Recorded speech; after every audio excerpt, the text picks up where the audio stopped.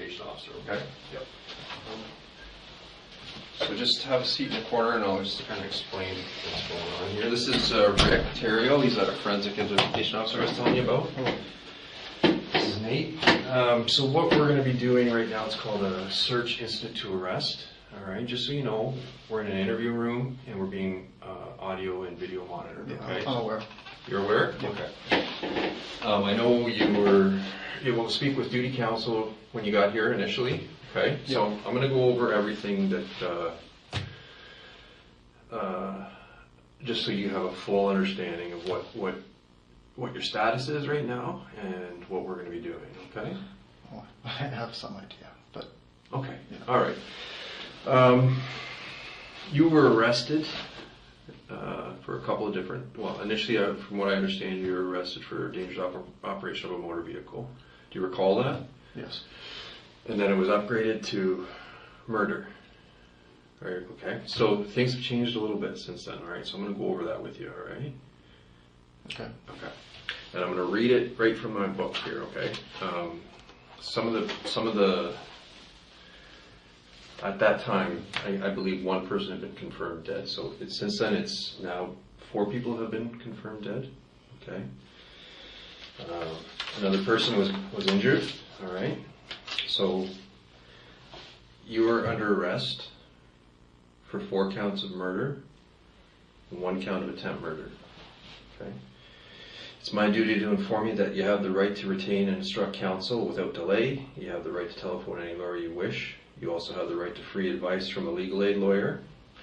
If you're charged with an offense, you may apply to the Ontario Legal Aid Plan for assistance. 1-800-265-0451 is a toll-free number that will put you in contact with a legal aid duty counsel lawyer for free legal advice. Do you understand that? Yes. Okay. Do you want to call a lawyer now? Well, maybe eventually, but I already talked to one legal counsel.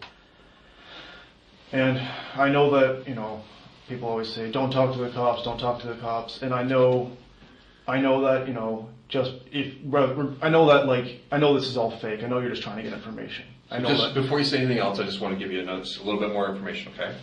I read your rights again to you because initially you were arrested for 1 count of murder, and now it's 4 counts. So there's a difference. There's been a change in what we call your jeopardy. I understand. Okay, so I wanted to make sure you're aware of your rights in relation to the 4 counts of murder and 1 count of attempt murder. And if you want to speak to a lawyer again, because you have, there's been a change in your jeopardy, then I want to give you a chance to do that. Well, I already talked to him. Okay. So before you say anything else, I want to let you know that you're charged, or could be charged, with 4 counts of murder, 1 count of attempt murder. You're not obliged to say anything unless you wish to do so, but whatever you say may be given in evidence. Do you understand that? Yes. Okay. Now here's one more thing for you before we get going here. This is a little bit wordy, so I'm going to read it to you, but then I'm going to explain it to you if you don't understand, okay?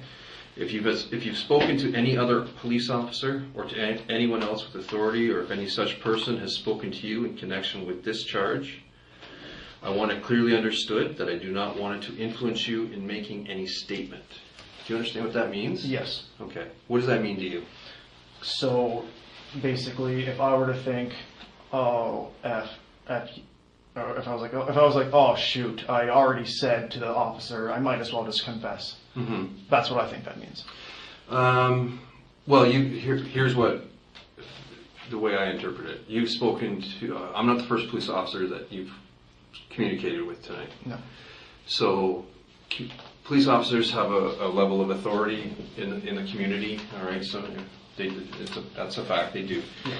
And I want to make sure that nobody with any kind of authority, be that a police officer or somebody else that you hold in some kind of authority position, has said something to you like, you need to talk to the police. You have to talk to the police. Oh, no. Okay, no one's made you any threats or any promises or anything like that about talking to the police? Yeah. No one has. Okay. You've been treated okay since you've been here? Yeah. No, I'm a little shaky, but just out of shock, but I'm fine. Totally understandable that you would be shaky. Yeah. It's a pretty serious deal, right? And Yeah. Okay. So I'm going to turn over to Rick, and he's just going to... You want to explain what your process is here, Rick? I'll get out of the way. Okay, so simple for me. I am the technician in this process. So what I do is I've already taken some pictures of the property that you were brought in with, the best to nail it.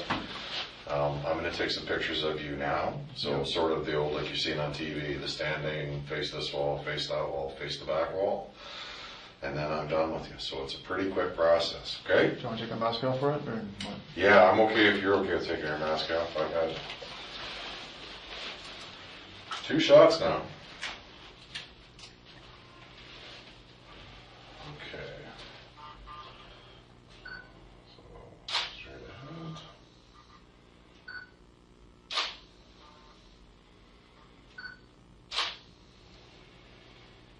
Okay, and face the sidewall. Stop there.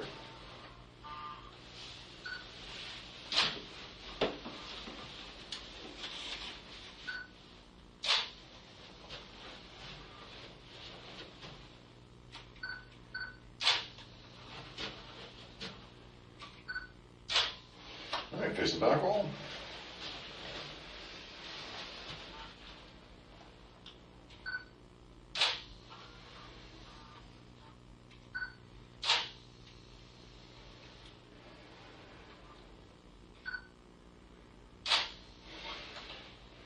All right, just stay there for a minute.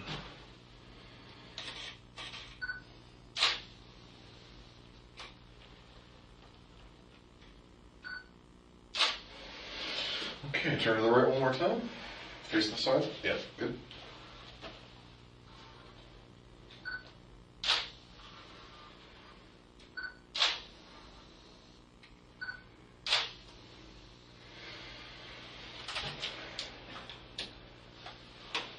You good, Rick?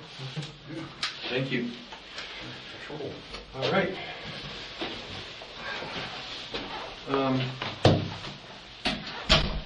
Do you want a drink or something like that? Some water or juice? If you're offering, sure, yeah, I could just get a bit of water, sure. You hungry or anything? We can pass that for now, it's fine. Okay. All right, I'm gonna go grab some water. I'll try and find you some shoes that are about your size. I don't have a great selection, but I'll do my best. Okay. Are you all right if I sit far enough away? Can I take my mask off? Oh, yeah, did you want me to put my back on? No, I'm totally fine if you're okay. No. No? Okay. But So, yeah, no, I don't care if you take yours off. okay. All right. Just hold tight. I'll be right back. Yep.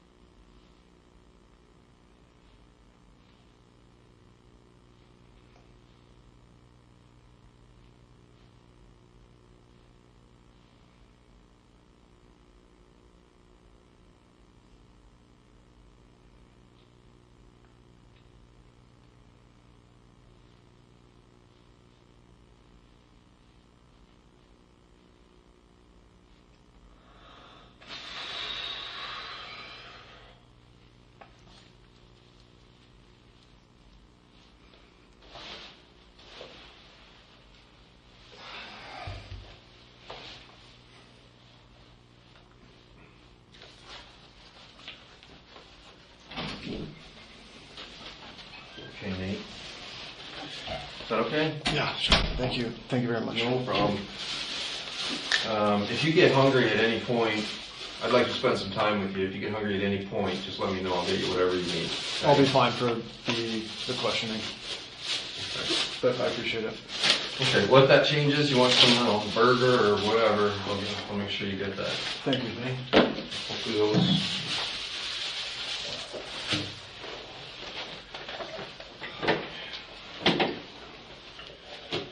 So, you spoke with a lawyer. Are you satisfied with the advice you got from your lawyer?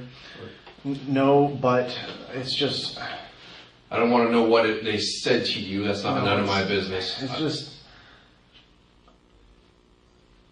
I know the deal already, pretty much. Yeah. I've done so much research before I did what I did. Like I kind of know the deal. Like, Okay. Do you want to talk to a lawyer again? This is maybe later, but I'm happy to talk to you right now. Okay. I just want to make sure that because I'm not here to. I don't want to trick you. I'm not trying to trick you. Regardless of if whether or not you were or are, I am not. I'm not planning on being dishonest, or how do I put it? I'm going to be honest about what I did. I'm not going to try to. Okay. I'm not going to be trying to. Oh, how can I get a lower sentence? Or. Okay, I appreciate that. It's not because it's not at all that. It's a. Well, I'll explain, I guess, later when you're asking questions. But. Okay. I just, again, I want to make sure that you have advice, you've spoken to someone, they're aware of your situation, and that you're satisfied with the advice you get. I'm aware that anything that I tell you can be used to make my sentence worse. I know that if you're trying to, get the least sentence or get the least whatever, your best bet is to never talk to the cop. Don't talk to the cops at all without a lawyer. But that's not my intention to do. Okay. I'm not planning on pleading insanity. I'm not planning on claiming that I was in a psychotic state, or I'm not. I want the world to know why I did what I did. So I'm just gonna tell you.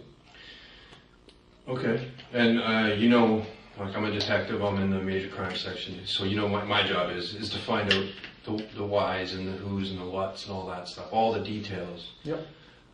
But before we do that, I want to make sure that you are completely aware of your rights. Yes, I know I have every right to not talk to you at all. I know I could just be quiet and not say anything. Exactly. And if I was trying to say, if I was like, oh, I regret doing that, I wish, I don't want to spend the rest of my life in jail, then what I would do is I would not talk to you at all, and I would get a lawyer and I would try to plead insanity.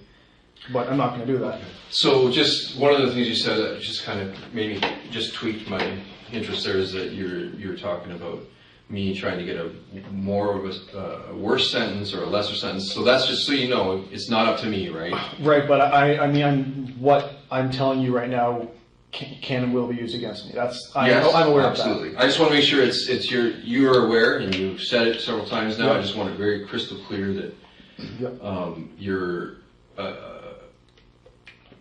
Anything you say to me is of your doing, all right? You're voluntarily telling me things, yep. Right? Okay, and I will not play games with you. I'm not going to try and trick you. My job is to find out those details and about what happened, things that happened, and why they happened. Yep. Yeah. So please, if you would like to speak to a lawyer again, at any point from the whole time you and I are together. Please, just say the word and I will get you out of here and get you in touch with a lawyer, okay? I'll let you know. Okay.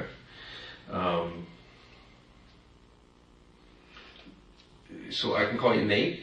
Yep. And that's what most people would call you? That's what you go by? Okay. Yep. My name is Micah, okay? Nice to meet you. Nice to meet you. If you need anything to drink, anything more to drink, again. Okay. I'm fine for now. If you want some food. Yeah, I'll let you know. Okay. Thank you. I do, to be honest with you, Nate, I have a lot of questions for you. But you're going to get them. But what I'd like to do is just give you the floor, so to speak, and I'd like you to tell me what happened. But I'd like you to tell me what happened in as much detail as possible, as best as you can recall it. And I'd like you to start at the beginning, wherever the beginning is for you. That could be 20 years ago, it could be 3 hours ago. I have no idea, as I wasn't there, but wherever it is for you, you start and you go right through till the end, wherever the end is for you. Okay. And I'm not going to say anything. I guess when I turned 18 and I started getting a little interested in politics, and I started doing research on the whole 2016 Trump election. And that was the first time that I noticed that the media is very dishonest. That they, basically that was the first thing I noticed. I was like, wait a minute, why is their coverage so weird? Just like every other young person, like, oh, he's evil, right? But as I started doing research, I was like, the media's being dishonest. Like sometimes it wasn't always outright lie, but it seemed like they were so biased and they were so dishonest. And from that point on, straight down the rabbit hole I went. I just kept uncovering thing after thing after thing. I learned about mass Muslim on white crime that went unreported.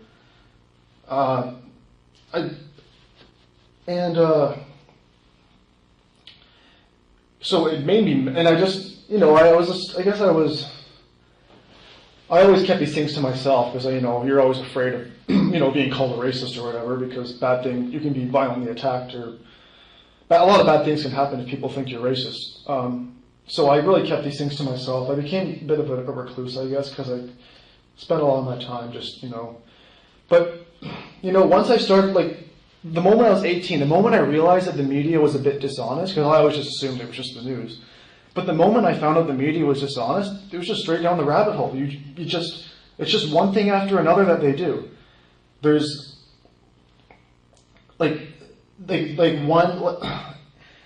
because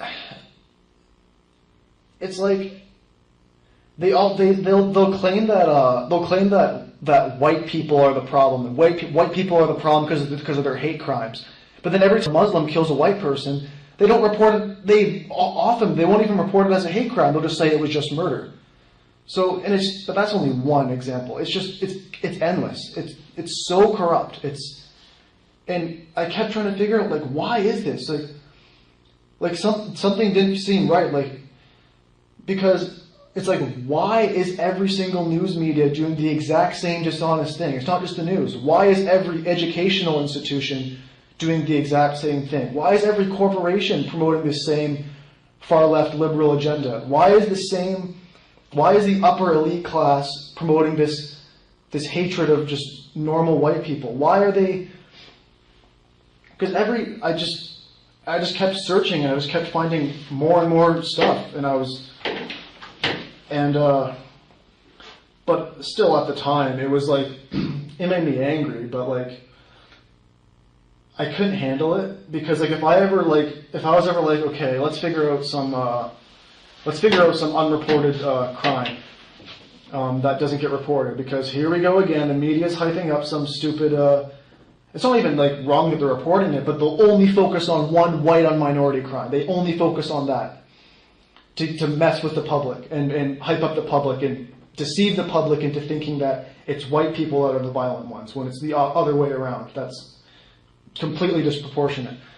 But every time, if I ever accidentally stumbled across a news article of something really bad happening to a white person, white woman raped, white girl killed, white man gang attacked, if I ever stumbled across it, it would fill me with this anger inside, that I purposely would avoid it.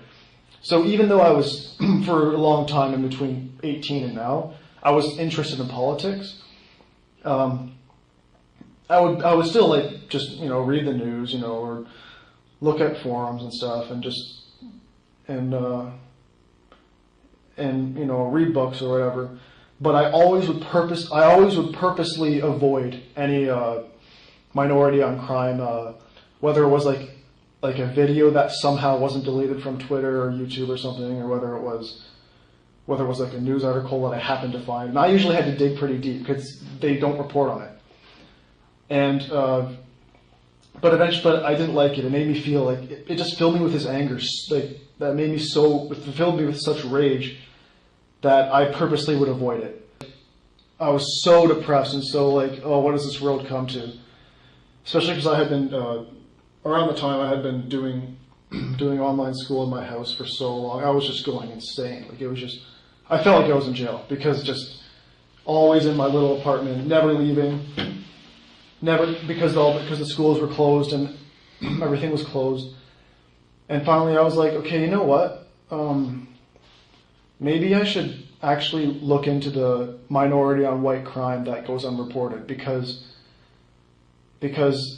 I'm like suicidal right now and this isn't good.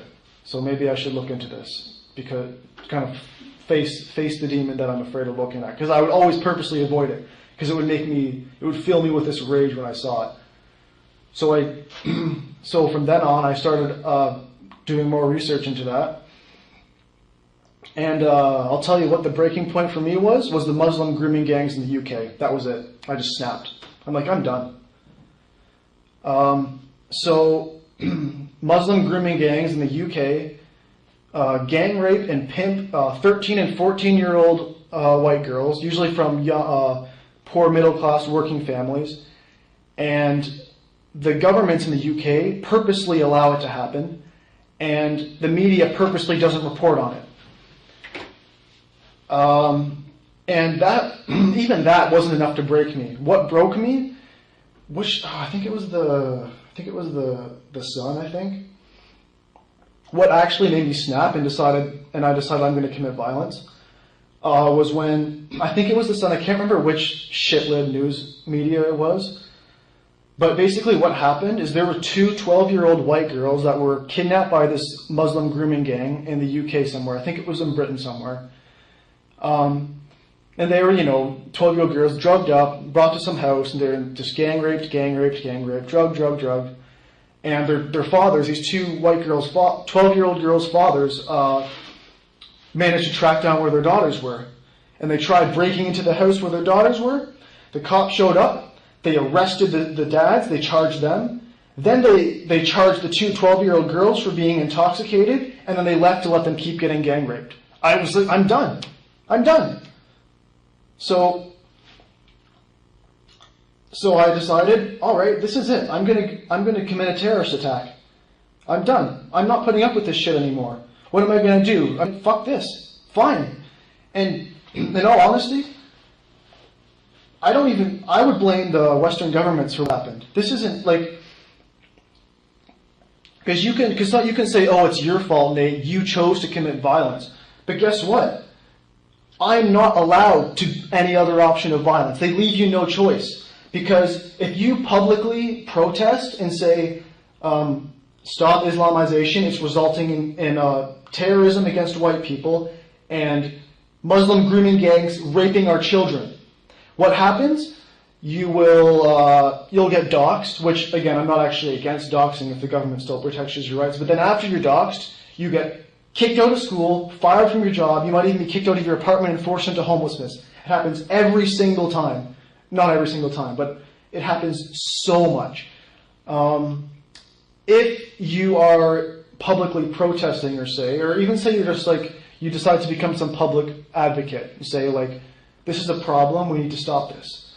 Then what happens to you is, what often will happen is minorities will attack you in the street, or Antifa will attack you in the street, and then when you try to defend yourself, the government throws you in jail and charges you for violence. And then all the news media starts saying, oh, white supremacists committed violence, white supremacist attacks innocent Antifa. The government, for some reason, don't ask me why, but they never charged whether it's like minorities that attack these if like minorities attack white activists or whether it's Antifa. The media always covers for them, and then because all these giant corporations that are funded by people like Jeff Bezos and George Soros and stuff, or even, I don't even know who they all are, but all these like corporations, these like basically liberal, like protest organizations, they all get all their bail is paid immediately. So they leave us no option. I would rather be peaceful. I would rather just hold a fucking sign. I would rather just write books or something, or be some activist, or just be free to say that what my concerns are. And if someone happens to attack me, then there'll be fair, equal justice under the law. And I'll be able to claim self-defense if I defended myself when I was being attacked. Or it would be illegal for employers to fire their employees if they're publicly accused of being a racist. Or it would be illegal for government-funded institutions like colleges and universities to expel their students because, there's an allegation that they said an offensive word in private when they weren't even on. But they don't. They're not allowed to. So it's the government's fault that this is happening. It's not. They leave people like me no choice. I would much rather. I didn't want to do this. I felt sick after what I did. I felt sick to my stomach.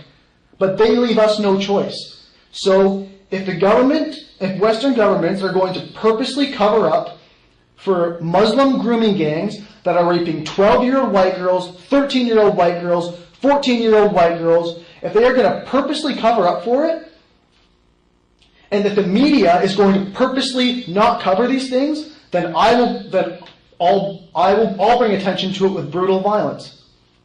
I don't care. They leave me no choice. So there's a few different reasons for why I did what I did.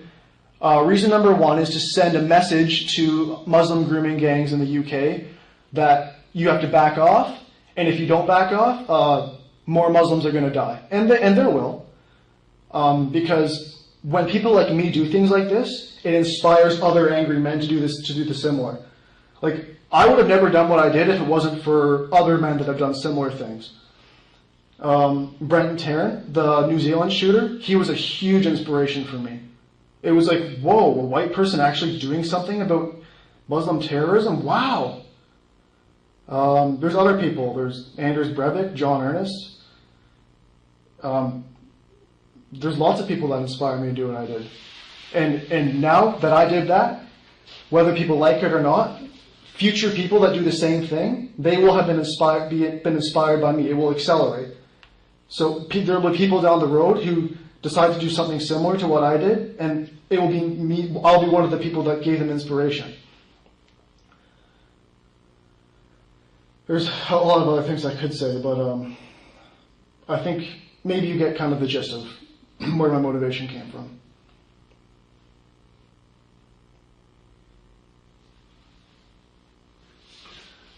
Okay. Well, I want to hear it all. I want to know everything. Yeah. So well, I kind of went on a what bit of else a is- sorry. I went on a bit of a rant there. No. Yeah. It's You went back to try to tell me why you've done what you've done, or what your motivations are. Yeah, so- But if there's more, just tell me. Like, I want to know. Okay, well, there's a list of reasons why I did what I did, but reason number one was to send a warning to the Islamic grooming gangs, wherever they are. Most of them are in the UK, but send a warning to them that if you don't back off and stop, more Muslims are going to die. So that was reason number one. Reason number two. It all really ties back into that, honestly. But I also want to prevent. I also want to prevent something like that happening in Canada, obviously, because when there are a lot of Muslims in countries, that will happen. And the UK has the most Muslims, and that's where it happens.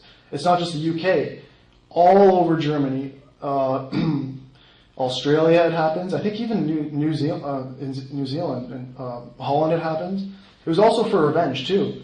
I want revenge. I wanted revenge for all those white girls, young white girls especially, that have been gang raped and pimped out by those disgusting gangs. What I did is revenge for every single one of those girls. I'm half Dutch. It happened in Netherlands too. I don't know if it's probably still happening. Young schoolgirls getting trafficked by these Muslim grooming gangs in the Netherlands. That's revenge for them too, especially. Revenge for Ebba Ackerland, the 11-year-old white girl that was walking home from school when a Muslim crashed into her with a truck and ripped her body in half. And then afterwards, her grave kept getting vandalized. And when the dad complained about it, the cops harassed her dad about it. Revenge for her grave being over and over vandalized over and over again after she was buried. What else? Oh yeah, revenge for the recent Islamic terror attack in the shopping mall in the U.S. I can't remember which state it happened in, but some Arab went into a shopping mall and killed 10 white people, including one young white girl as well, along with a bunch, but they were all white that he killed. But of course, he's not reported as being some anti-white terrorist. Just a random shooter is what he's treated as, and what the public will believe, because the public isn't really capable of understanding that the media is lying. And there's side things, like side reasons for what I did, but they're not reasons enough to justify what I did, but they're sort of bonus reasons. Like I'm trying to inspire more young men to stop sitting around and letting this happen. Especially, and part of the reason why I use my truck as opposed to trying to like legally acquire a gun or something is because in the UK, their guns are very hard to get a hold of, and there's even the cops don't carry guns on them. And a lot of the men there just feel like we're powerless, right? I'm trying to send a message to other guys that can't get a hold of guns. You can use a vehicle. It works. Like John Ernest, the guy that he had like a gun and he only killed like one person. Like you don't necessarily need a gun. So that's what a message I'm trying to send. And yeah, it will be very encouraging to a lot of people secretly. Of course, they won't admit it, but for a lot of people, it will be like, finally, somebody did something. And you could say, you could argue, well, children are innocent; they shouldn't die. Or people will say, oh, you're a coward, Nate. You're a coward. You killed innocent people. No, I'm actually giving Muslims a taste of their own medicine. How can you call me a coward when they're the ones that sex traffic, grooming gang rape, drug, kill very young white girls every single day? They're the cowards. They're the ones that target naive girls that don't know any better. They're the ones that go into shopping malls and shoot random white people. They're the ones that are the cowards. I'm just giving them a taste of their own medicine. And don't get me wrong. Like, because originally I was going to go on a rampage, but after I felt so sick to my stomach after what I did. It was surprisingly easier than I thought. Like, because I thought I was going to keep hesitating, because I kept hesitating and hesitating. I was like, oh my god, I can't do this. But when I actually stepped on the pedal, like, it was actually surprisingly easy. But as soon as it happened, I was like, fuck this, I'm surrendering.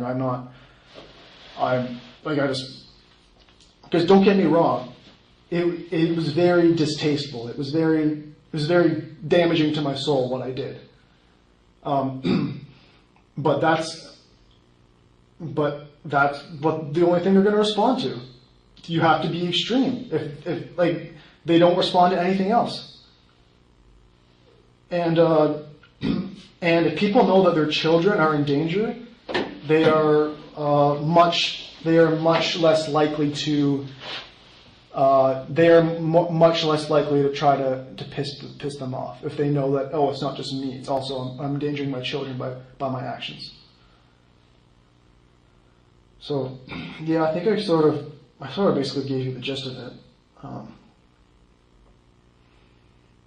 But yeah, I don't regret what I did. I feel like I had to do it. I didn't want to do it, but Western governments don't defend my right to free speech. They don't defend my right to, because I would have much rather have been peaceful, but Western governments don't allow that. So they leave you no choice.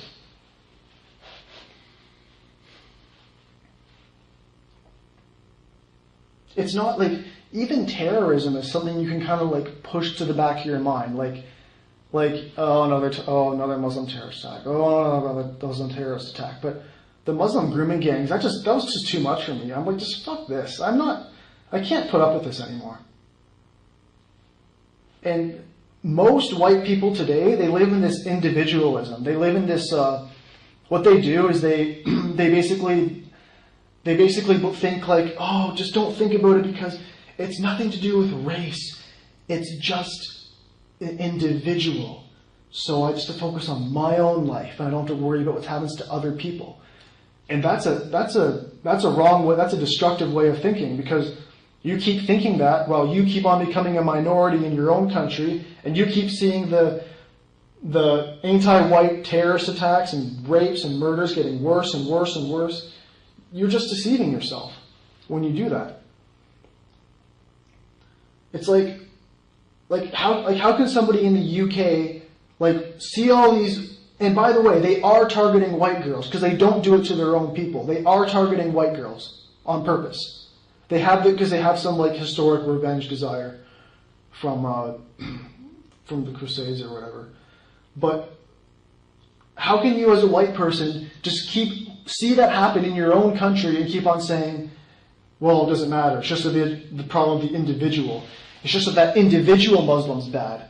So it's just a problem of an individual. It could have been anybody. It could have been a white gang, rape gang. Like, they're just so stupid. They just, with this ideology of individualism, they deceive themselves, basically, from what I can see. Like, if you don't collectively resist something and say, no, I'm going to defend my people, then you're just living you're living a lie.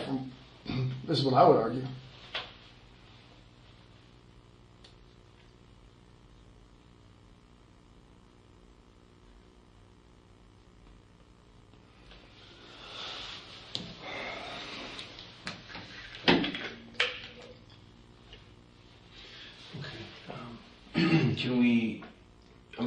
I'm gonna try and focus it a little bit. Yep. Because we've talked a lot, or you've talked a lot about what brought you to this point. Yep.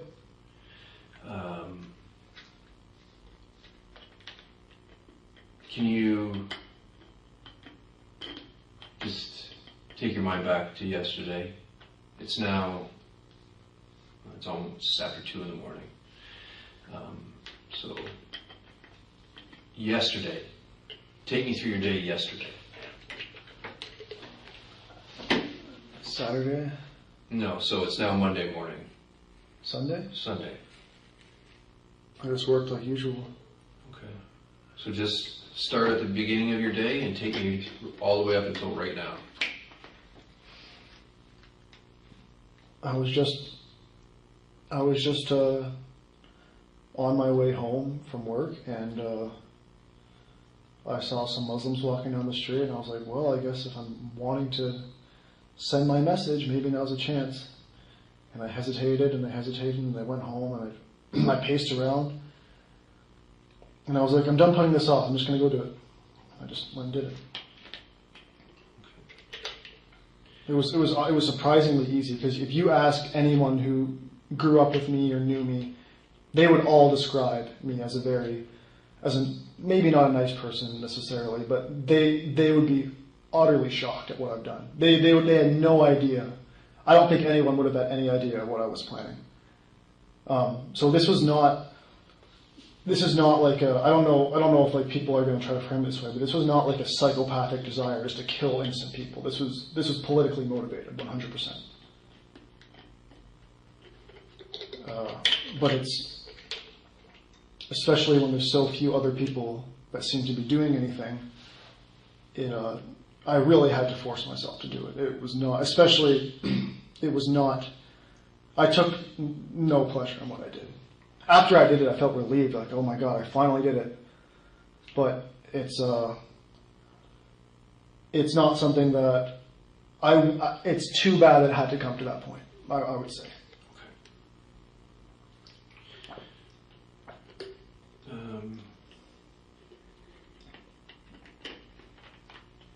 So you've described what happened yesterday. very briefly. Well, there's nothing special really. I just decided that because I kept thinking about doing it and thinking, but I kept hesitating, and I hesitated so much, and then finally I was just like, fuck this, let's just get this over with. Okay. So, if you take, and this may be impossible for you to do, but if you take the motivation, the reason for doing it, out of it for just a second. You mentioned you went to work, you went home, you saw some Muslims, thought about it, you went home, you paced back and forth, you thought about it some more, and then went back out.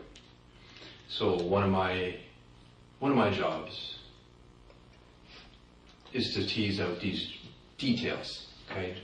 So little details that may not seem significant to you are significant to me. So go back to yesterday morning. Tell me when you woke up and what happened from when you woke up until noon hour. I honestly, I don't think I could tell you anything out of normal. Well, I felt pretty gross in the morning, but I felt pretty gross. But I wasn't actually expecting that I was going to do it yesterday. I didn't think that was going to be the day I did it. Okay. So where do you work? No, I don't think I work anywhere anymore. But you mentioned going to work yesterday. Yes, I worked at Grey Ridge Eggs. Just as a... Grey Ridge Eggs? Yeah, just a egg factory. Where's that at? In Strathroy. Okay, where do you live? I lived in London, in downtown. Okay. So what time did you wake up yesterday morning? 8:45. You mentioned feeling gross. Yes. Why is that? Because I had gotten pretty depressed on Saturday, and I had taken a bunch of shrooms. Okay.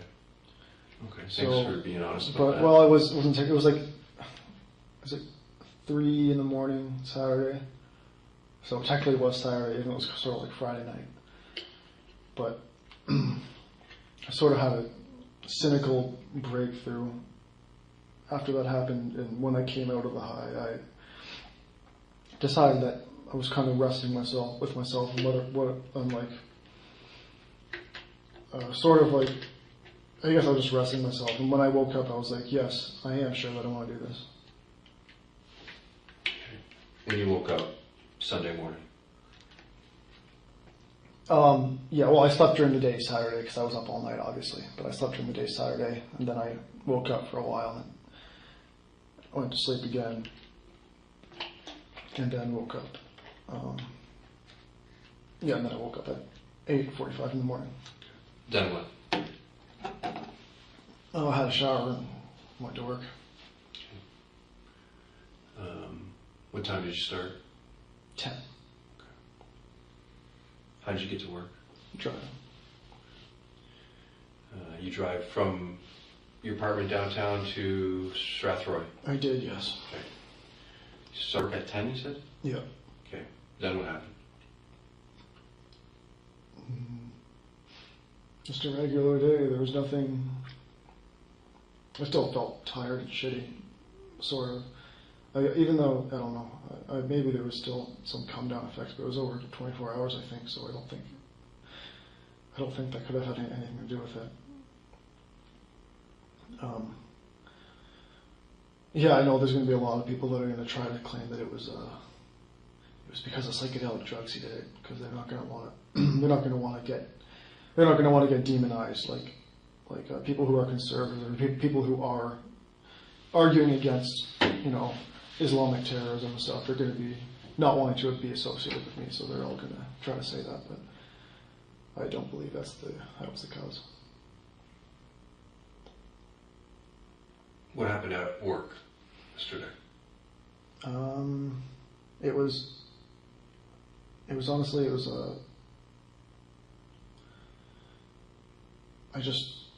don't really talk to anybody. There was nothing really. I don't think there's anything I can really say. Like,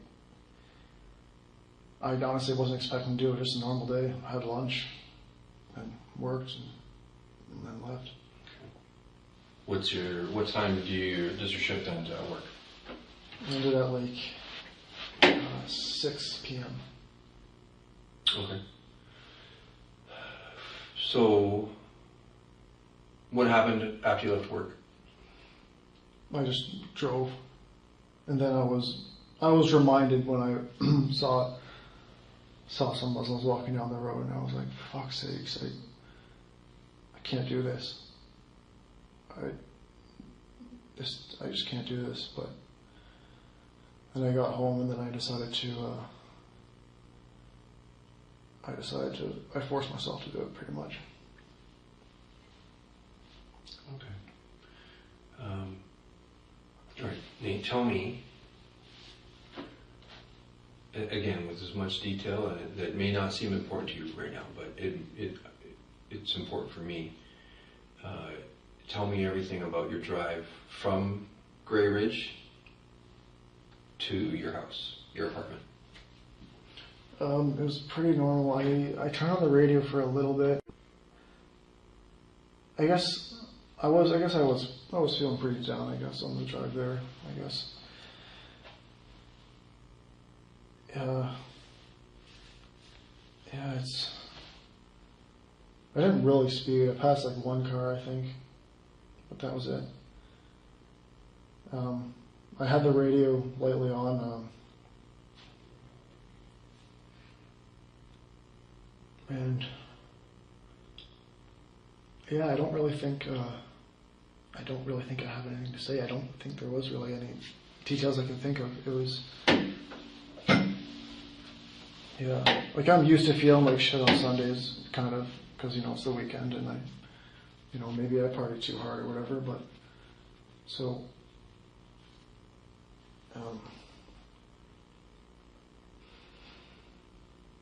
but yeah, I decided that I was ready to throw my life away for the.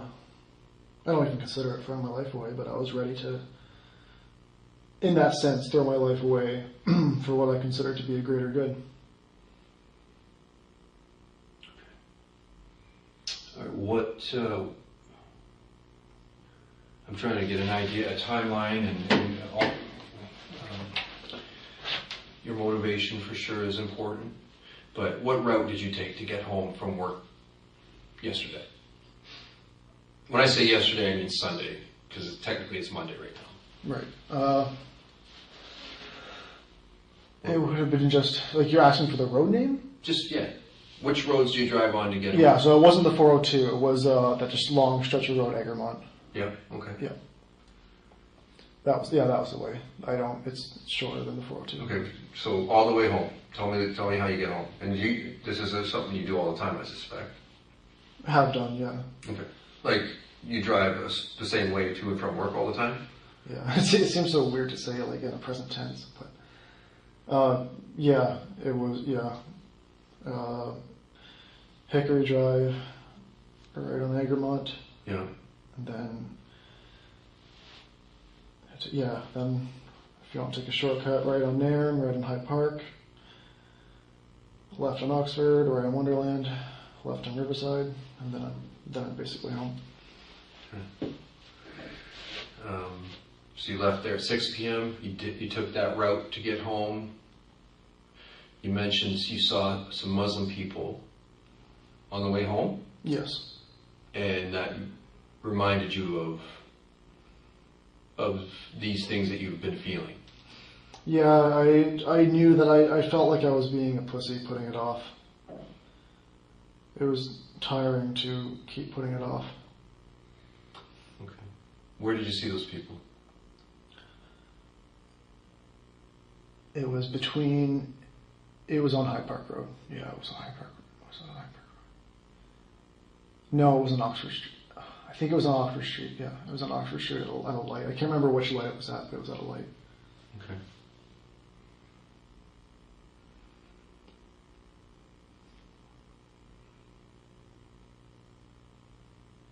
Don't get me wrong. Not a very, very distasteful thing. Very, very distasteful thing. But I don't feel like I had any other choice. Okay. Just to clarify, you mentioned that you saw some Muslim people that reminded you of these? Yeah, they weren't the same people that I killed though. Okay. Just saw them, drove by them, and went home. Yes. Okay. Tell me everything that happened once you got home. As much detail as possible that you can remember. I know that a lot's happened since then.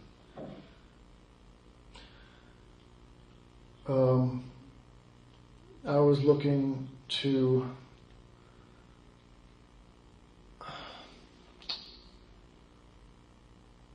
I ate a little bit and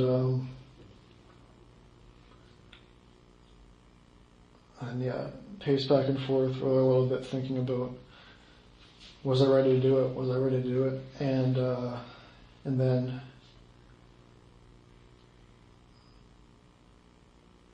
another man that did something similar from the UK, I looked him up to see what had happened to him, or kind of look at what he did. Then I was like, yeah, I can do that too. And I went and did it.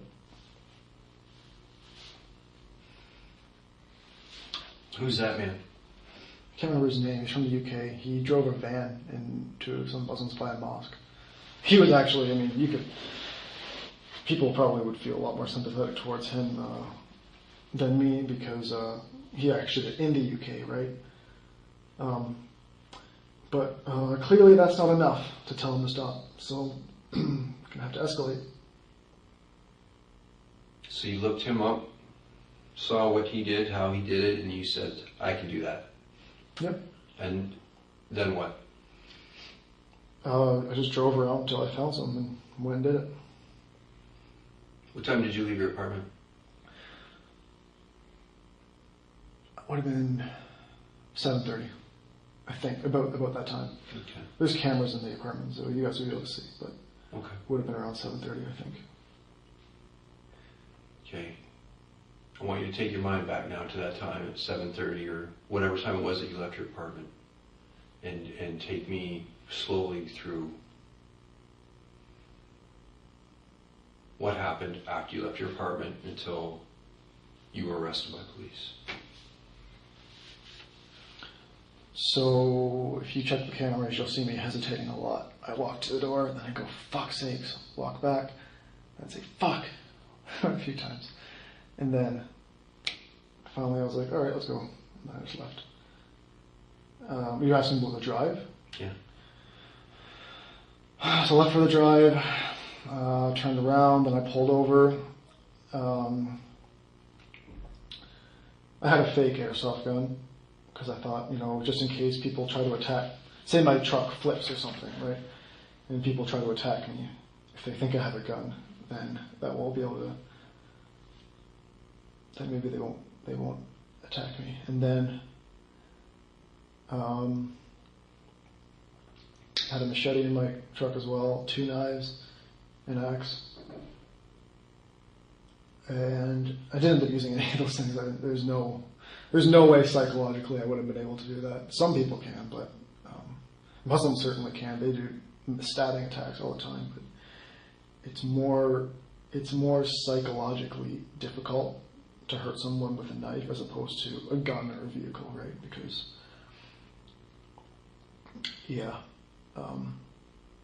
I pulled over, put on my bulletproof vest, put on my helmet, and I can't tell you all the streets that I drove down, don't remember, but I basically just drove around looking.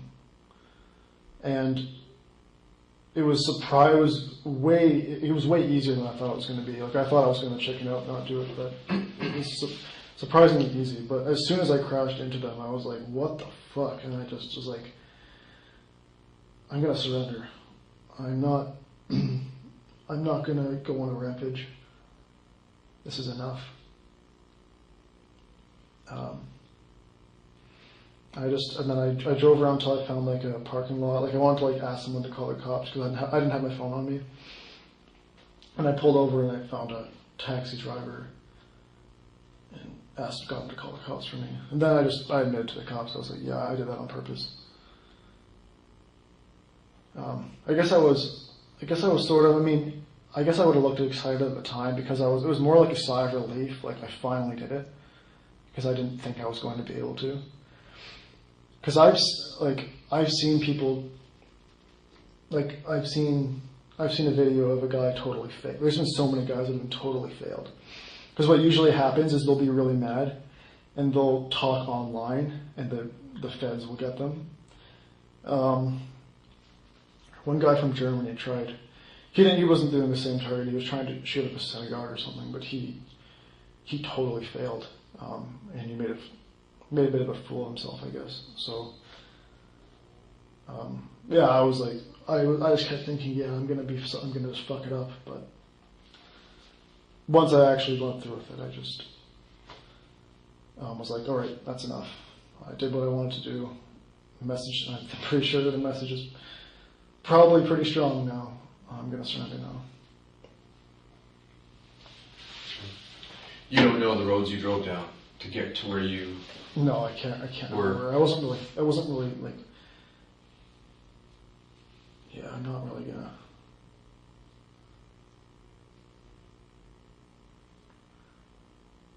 What else? Do you have any other, Okay, you mentioned pulling over and putting on a vest and a helmet. yeah. Where was that? Talbot. Talbot and... Talbot was right by the Covent Market. I pulled over by the Covent Market and started putting my stuff on. Okay. And from what I understand, you live quite close to that? Yeah, right across, yeah. Okay. You're on Talbot Street. You put this vest and helmet on, and then you drive around for a certain amount of time with no... Did you have a clear direction of where you wanted to go? I think for right now, I'm going to pass on that question, all right? Okay. Absolutely. Well, probably I can talk to you later, but I'm still a little shaken up by what I did. Yeah. Okay.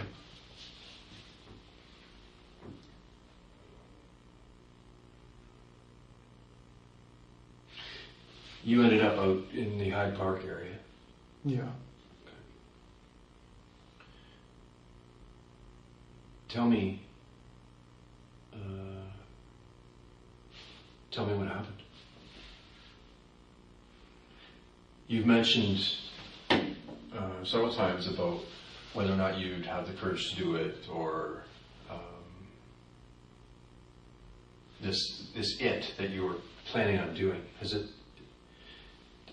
But you haven't told me what it is. What do you mean it? What do you mean? This act that you've been thinking about doing. I admit that it was terrorism. I admit it. It was terrorism. I'm not gonna try to get a lighter sentence by saying it was just murder, not terrorism. It's like, I'm not trying to. I think, like, by definition, it probably does qualify as terrorism. Okay. So you're talking about this on a more grander scale. I'm talking about specifically the act that you did. Okay, so the act specifically was the first reason that I told you. The number one reason why I did was to send a warning to the grooming gangs. That was, even if it was just terrorism that Muslims do to us, it wouldn't have been enough. It was the grooming gangs that broke me, and what really broke me was seeing. Actually, I guess I didn't really finish telling you that. What that liberal news article did is they deleted the article because white people were getting mad. That article that I told you about, all these two 12-year-old girls were getting gang raped, and the UK cops arrested the dads when they tracked down the house and tried to break in. Mm-hmm. Charged the two 12-year-old girls for being intoxicated with the stuff they were drugging them with, and then left to let them keep gang raping them with the dads. They just took the dads away, keep on gang raping them. I'm guessing, I don't know, maybe the cops were Muslim. Maybe that's why that happened. I don't know. I have no idea why that happened. But it wasn't even that. It was the fact that the media deleted it because white people were getting mad. And I'm like, I am so fed up with this. I'm so done.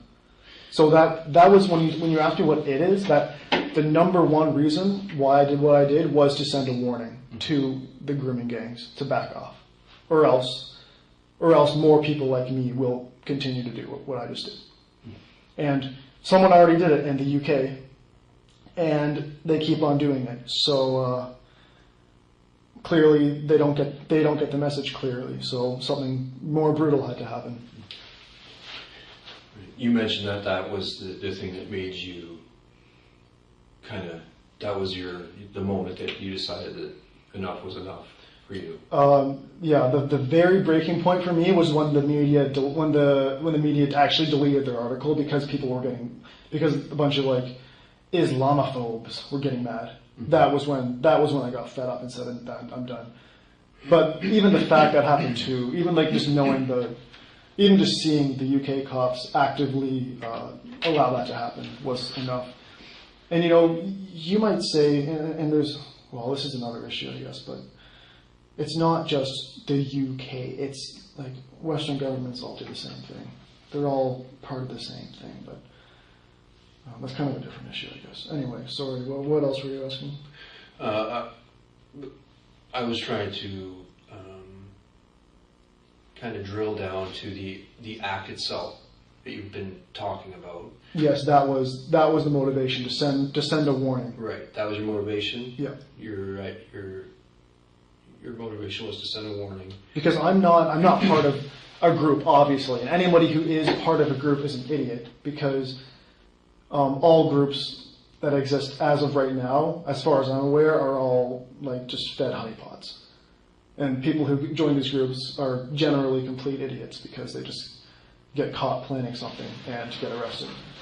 But there are a lot of people right now, especially in these COVID days, there's a lot of, especially young white men, that are getting really, really pissed off. And they will see what I did, and they will be inspired by me. So that warning is not just that's not just a threat by somebody who can't do anything anymore because he's in jail. And by the way, I'm not intending on doing anything else. I did what I wanted to do, but that is a real threat because more people, if they don't stop, more people will copycat not necessarily copycat, because I wouldn't even really call myself a copycat. Maybe in some ways, but I was inspired by it. I was inspired mainly by Brenton Tarrant. He was the main person that inspired me. But even though it's not like an active like underground group, they will, I'm sure, like they're so pissed off about the same shit, and they will likely follow through. Okay. If it doesn't stop. Okay. So you mentioned that you did what you wanted to do. You've talked about how you felt after you did what you did. Oh yeah. You talked about using a vehicle. So Nate, what did you do? I killed a bunch of people. Well, not a bunch, 4. Okay. How? By crashing into them. Where? I can't remember what street it was on. I can't remember now. It happened so fast. Okay. Thank you for telling me that. Yeah. Well. This is going to be difficult for you. Yeah, I'm sure. I think, yeah, but take me back to the time period right before this happened, right before you crashed into people, and describe for me what you saw, what you did, and what you were thinking. It was very blank. I just let's just do it. Pedal to the metal. That's what surprised me, really. I was surprised that I didn't hesitate. After it happened, I was like, oh, what have I done? And I'm surrendering. But before it happened, it was pretty easy. There wasn't really any hesitation at all. Just like, let's do it. What did you see? What do you mean, what did I see? Right before it happened. It was such a blur. It happened so fast. Like, I saw, obviously, fly over the truck when I hit them, but that happened so fast I barely even saw that. The people that you hit, how did you come upon them? I just saw them walking.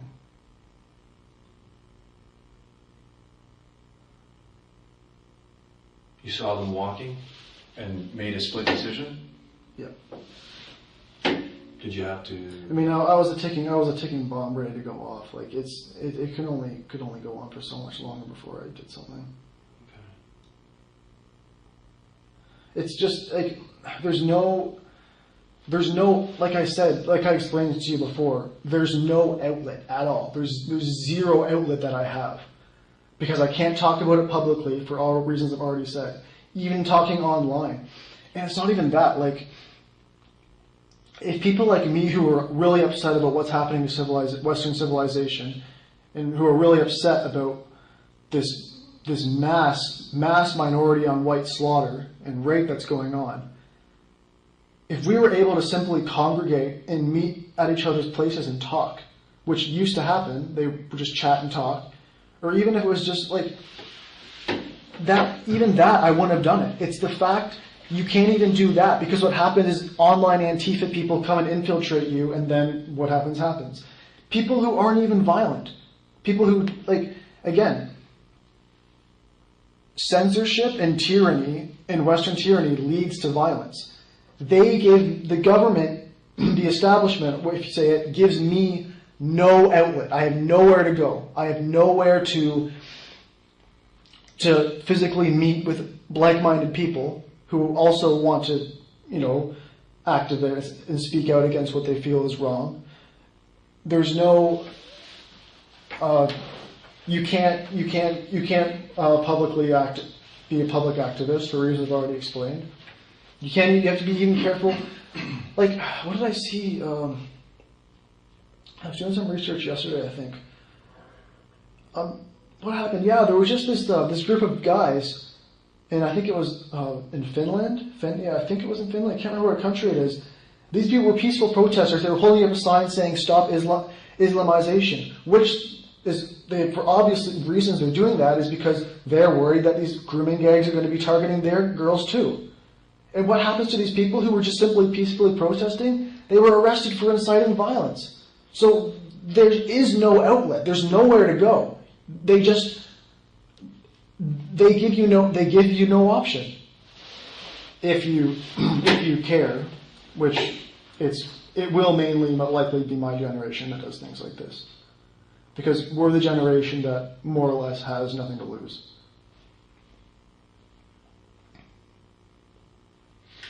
I want to clarify a couple of things. You mentioned that you'd ingested some shrooms the day before. Technically, but it was like sort of like Friday night. Friday night, late Friday night, after midnight. After midnight, yeah. So we're early morning hours of Saturday. Yeah. Okay. You did that. Now you mentioned being depressed on Saturday or feeling down. Well, I was okay before, but the come down was just really bad. Okay. So yesterday, throughout the day, you mentioned feeling shitty. Were you under the influence of anything yesterday? No, except for the come down. No, I don't even know how long that stays in your system for,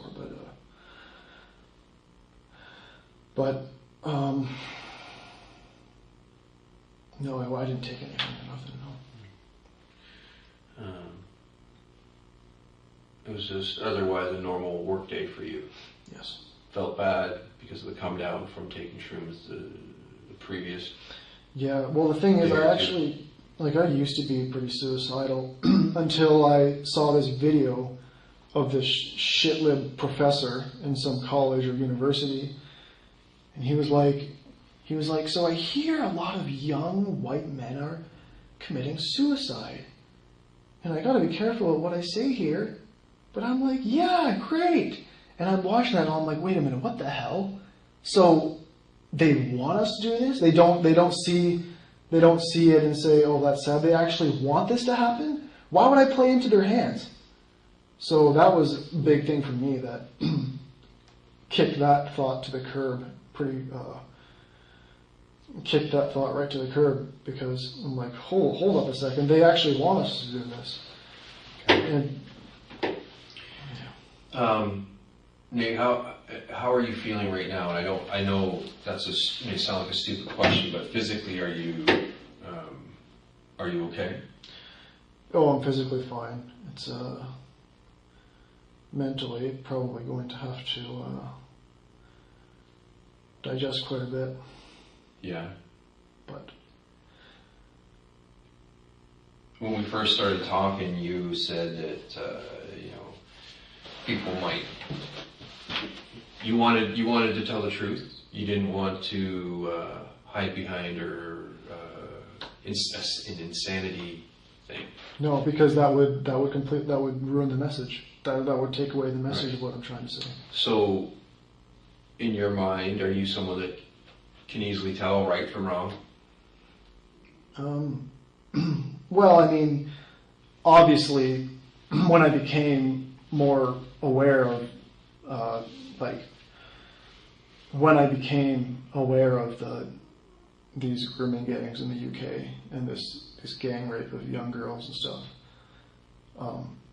that broke me to no longer take my previously held values, because the way I saw it is you can't, like, this is war, is what I would say. Like, that's an act of war against white people to do something like that. So it's not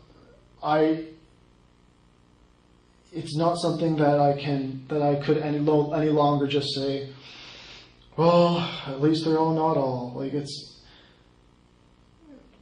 because if these people really cared about what these people were doing, they would be publicly protesting these people. They would be saying, people don't represent us. But that's not what happens. These terrorists and these rapists often escape, because what they'll do is this isn't in Canada as far as I'm aware, but in these countries where this happens is they'll go to some Muslim community and no one will report them, because these people.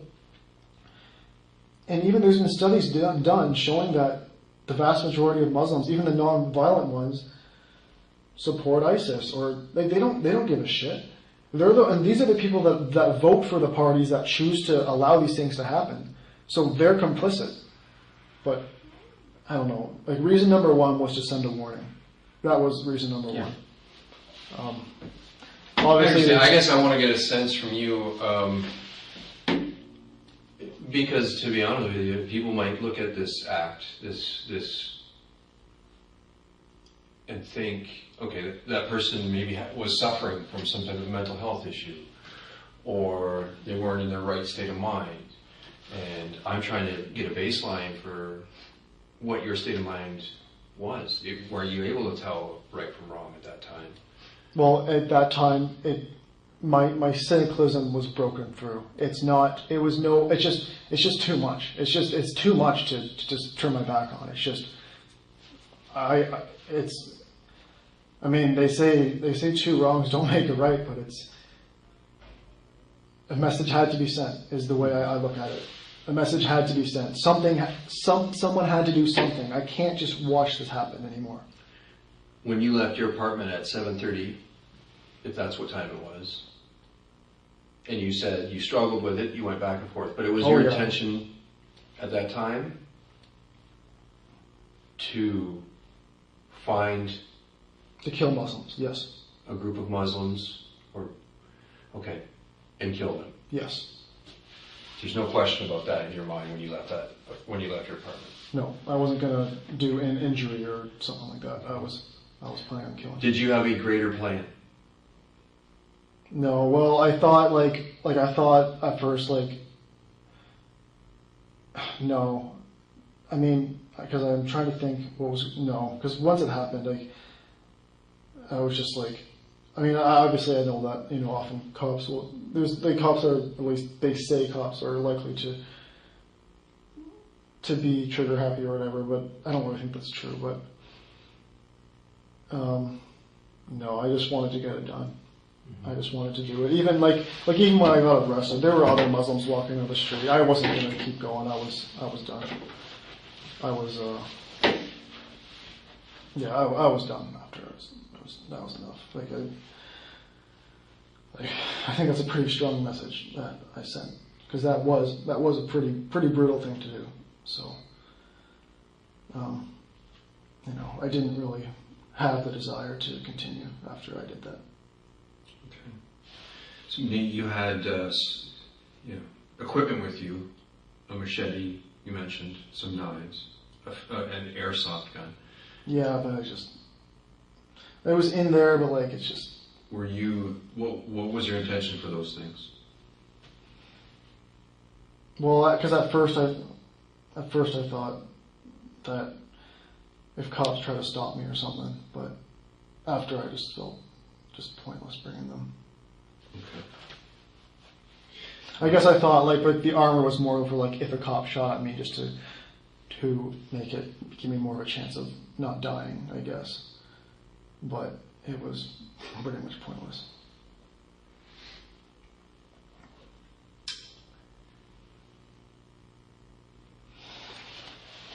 You know what? We've been talking a while here. Do you want me to? Want something to eat? No, it's okay. Are you okay to continue talking to me? Yeah, some questions I might just say I pass. But you can keep asking me questions. That's completely your right. Yeah, but you can. You said you were feeling shitty yesterday. Are you overtired? Are you? No, I'm fine. It's all. I mean, I guess because I was saying that I was depressed or whatever. I guess that could be used as something as saying it wasn't in his right mind. Once again, it's this situation where they're making it so that. They're taking away options so that people have no choice but violence. When they take away your right, the ability for you to peacefully protest. And you can say, oh, well, we do free speech, but we don't, because as I said to you before, your life will be ruined if you do make your beliefs publicly known, and you'll be ostracized from your society, and the government will not defend your beliefs. I've seen it happen so many times, and I've decided I'm not going to be one of those people. The government makes it so that makes a situation where there is no other possible outcome but violence. Is it your belief that your stance that your beliefs are not racist? Racist. Well, the thing is, the definition of racism has changed, right? Because originally, I guess back in the civil rights movement, right, the definition was basically hating people for the color of their skin, right? But that's not what racism is classified as now. It's just any consciousness of white people at all. It's any racial consciousness of white people at all. They're not allowed to have any. But all minorities can. So rather than saying, no, I'm not racist, they're the real racists, I would say, yes, I am a racist, and also all minorities are racist. Because again, the definition has changed. And I'm not going to, beat around the bush to try to not get called a mean word, right? Because regardless, because I don't make definitions of words, right? So I understand, okay, the modern definition of racism means any consciousness, any racial consciousness of white people whatsoever. I mean, hell, they've even made articles saying, is your baby racist, right? Where if a white baby, prefers to be around white people, then right? It's just, but they use these hoaxes, right, and these different words, and they have them. And they manipulate the public, and the public, just your average person, they have these words associated with the metaphysically evil. So, to the point where the public hates people who are called racists more than they would hate when they would hate, some rapist, right? Okay. Or some, I'm sorry, I probably didn't really answer your question clearly there, but... Well, I think I understand that But yeah, I'm what saying. you're saying, I think so. I think I Right. understand. Well, yeah. By definition, yes, it is racist. Yes. And you're saying that racism definition has changed over time. Right. But in my defense, I don't be one of those people who say, "Oh no, liberals are the real racists." No, I say, no. Every race is racist. Every race has a collective interest, and that's fine, and that's natural. It's normal to have collective interests, and if you feel angry because you see other white people getting young girls getting gang raped by these disgusting Muslims, that's not evil. You're not evil for thinking that. That's natural. And it's only in this modern society where people are so brainwashed to think that that's wrong. For thousands of years, European countries defended themselves. Okay. You've talked a lot about Muslim grooming gangs. Yeah, because that was the number one thing that Right. radicalized me for sure. And their abuse of young white girls. Yes. Now, what would your reaction be then to a Muslim grooming gang and their abuse of a young Muslim girl or a young girl of a different race? Well, I'm still against it, obviously. But even if they were doing it to, and I'm sure they do to some extent, but it's not at all the same to the same extent they do it to us. But even if they were to be abusing a member of their own race, if that's your culture or whatever, you cannot bring that here. Keep that in your own country. You can't. And that's why this multicultural society that we live in can't work. And everybody, and the smart people know that.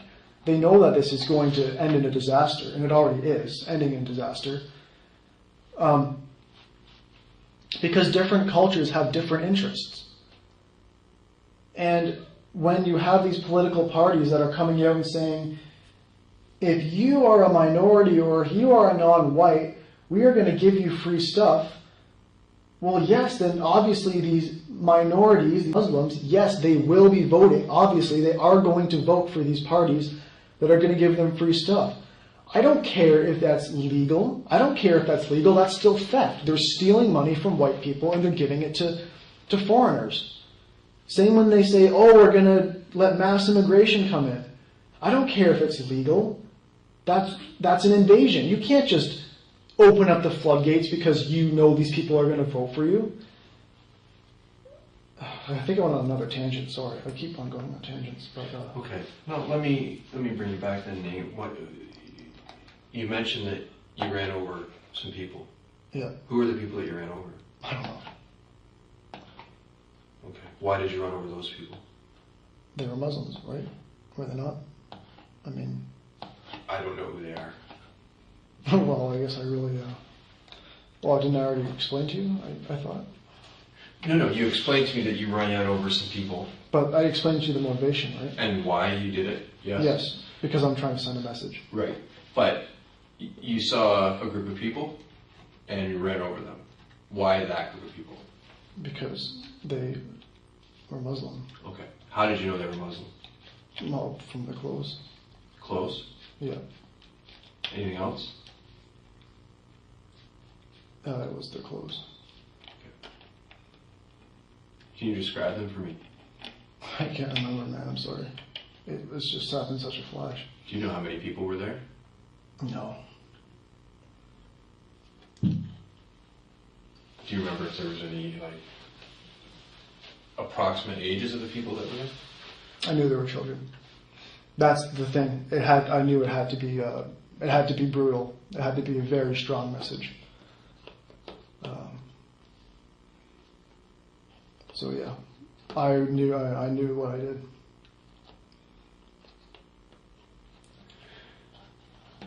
I'm sorry. I know for you this is probably difficult, so I apologize for that. But, This is my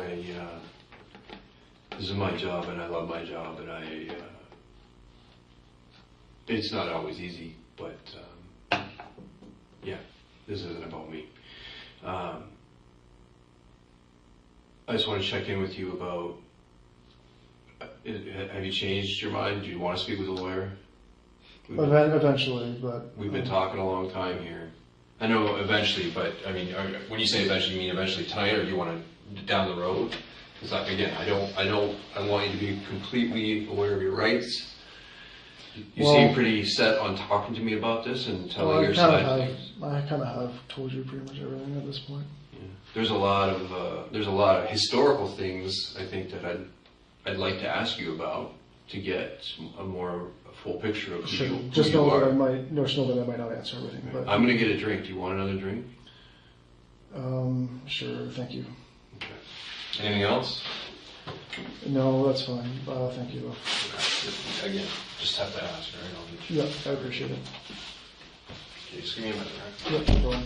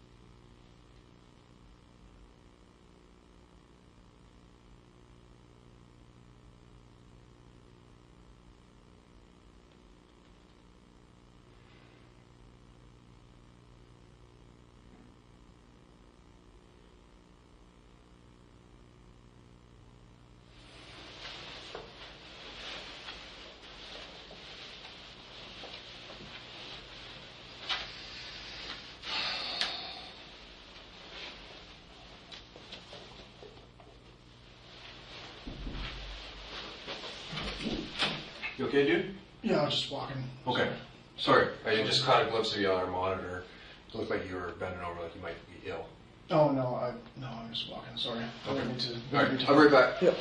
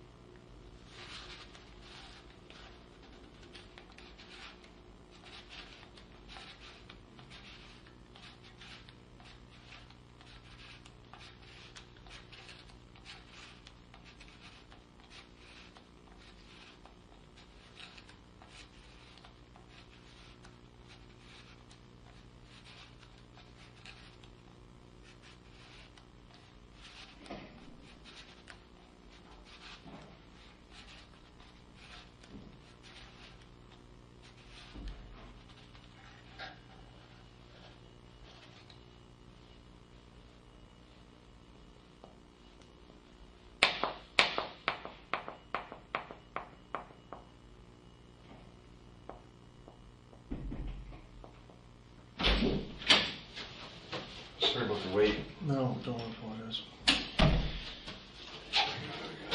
Thank you. I don't know if I even got an answer from you about the lawyer thing. Did you Oh, want to speak oh. with the lawyer guy? I'll talk to them later. I mean, I might not answer all your questions, but, because you said that I don't have to, You but, definitely don't have to. but you're welcome to ask Okay. what you want to ask. I wanted to ask, there's a couple things that stuck out in my mind. Whenever you were talking about this. So you had the items that were in your car, knives, machete. I'm assuming that the helmet and the bulletproof vest were in your car as well. When did you put those items in your car?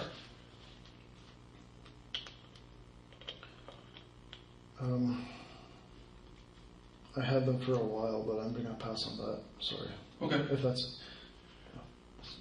That's completely within your rights. Absolutely.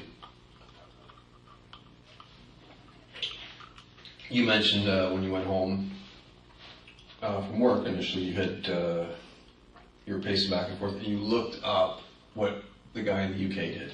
yeah, I needed some. I needed some motivation, I guess. Okay. But you don't recall his name.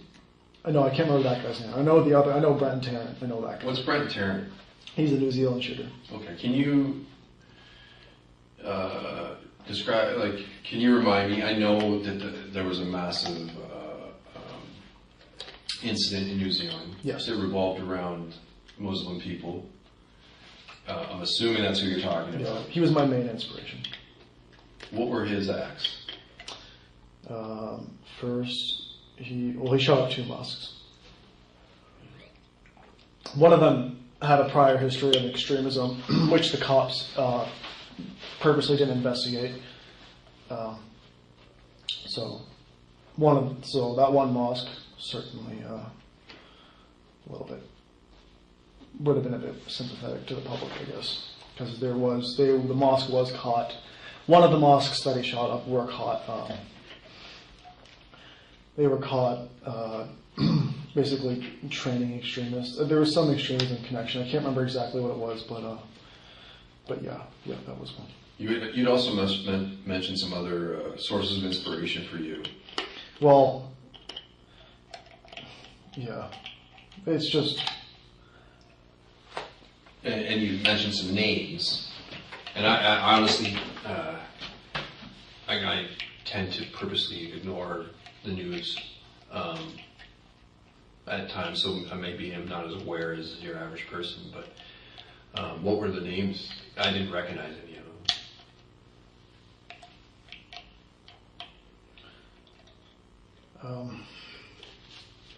I'm going to pass on that Okay. for right now. Yeah. Okay. No problem.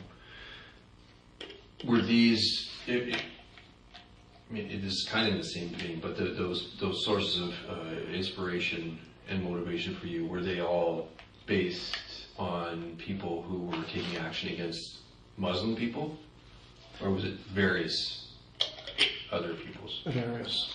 Okay.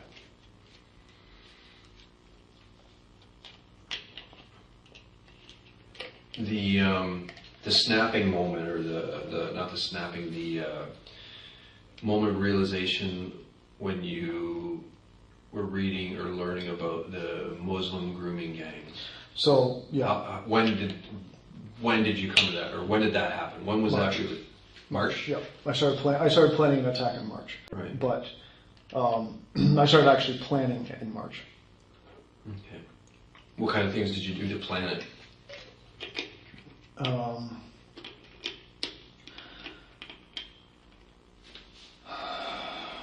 sorry, I'm going to pass on that too. Okay. You mentioned earlier I think you called it I can't remember the term. People who are heat scores or something like that for the feds. Mm-hmm. Were you referring to people who talk about what their plans are online or something like that? Well, you don't even have to do that. You can just say offensive things and you'll be put on a watch list. it's very easy to get nailed. That's why it's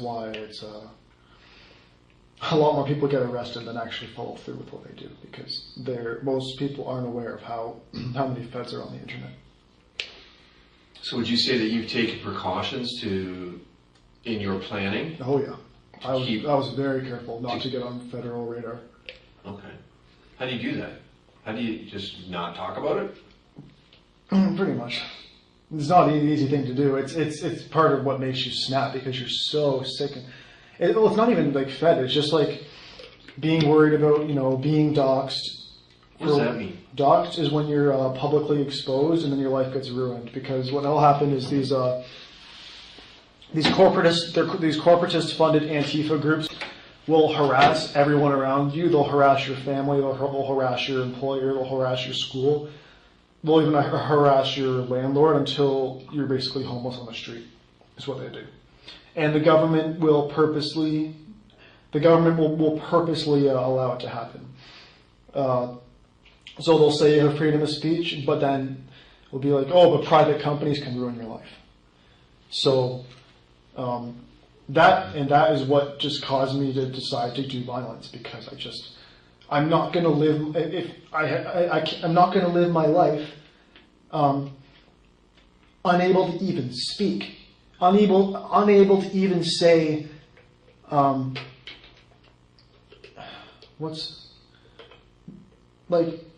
even act like even like I was telling you about earlier, like what happened in Finland, where these guys were protesting against like grooming gangs, like against the Islamization of Europe. And they were arrested for inciting hate violence, even though they were just holding signs. That's the thing. The government makes it so there is no outlet. There is nothing you can legally do, because you'll just have your life destroyed anyway. And that's called being that's why. doxxed when you're you're exposed. Yes, when you're publicly exposed. Which again, I'm not even against the concept of doxing, because I believe that people have the right to the freedom of information. But if the government still treats you with equal justice under the law, it's similar. And I'm saying there is not equal justice under the law in any Western country. Nationalists are harassed, or the government will purposely allow them to be harassed and not protect them. So that's why I am coming out and saying they are the ones that are responsible for the violence. It's not the partisans that do something about it. It's it's their fault it happened. They should be the one that's sued. They're the ones that should have to pay the price, because they're the ones that make it so there's nothing you can do. They're the ones that make it so you don't even. They're the ones that purposefully allow you to be silenced. You mentioned it was about that time in 2016 that you went down the rabbit hole, so to speak. I was 18, but that was only when I was just when I first learned that the media was pretty dishonest, and then I thought that was what the trouble actually. Well, I was doing some research and I was thinking, like, wait a minute, why are they so dishonest? Like, something's not right here. And then that was. Where did you talk about these things like doxing or the dishonest media? Yes. Like as if you have evidence to prove those things. You know what I mean? So where do you, in order to learn that the media is dishonest, where do you go to find that out? Well, because the media is your source of information in most cases. No? Well, an easy one is FBI statistics, but it's even just seeing. It's just when you watch the way the media will point out the race of somebody over and over and over again if they're white. They won't even. Oftentimes, they don't even show pictures because they're afraid of people getting mad. So they just don't show pictures.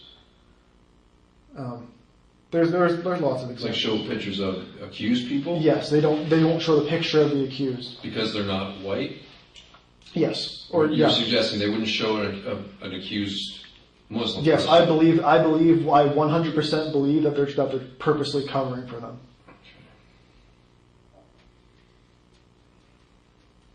Okay. And it's obvious. It's hard to believe. Like it's hard. It seemed like such a big conspiracy, but that's what it looks like. That's almost every single corporation and media company seems to do the same thing. It can't be a coincidence. You live downtown, Yes.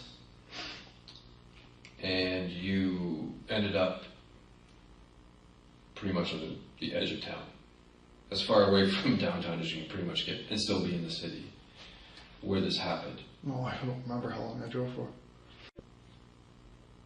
What made you go back to Hyde Park? I'll pass on that for now. Again, if you want to ask me questions later, maybe I'll come back to you once I've talked to a lawyer. Okay.